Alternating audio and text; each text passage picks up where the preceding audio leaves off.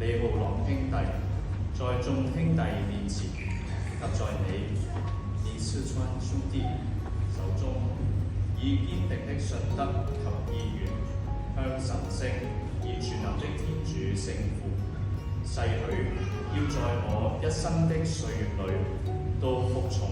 毫無佔有及貞潔的生活。同時，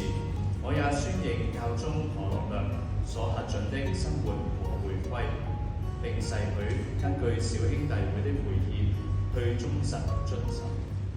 願佢以謙遜同埋微活嘅生活為基礎，內心燃燒住基督同埋兄弟嘅愛，以愛德嘅服務為首要嘅生活態度，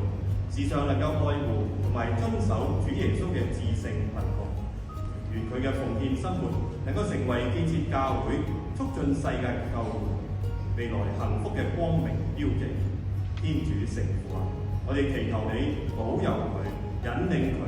當佢嚟到你聖子嘅面前嘅時候，你將係佢嘅真實想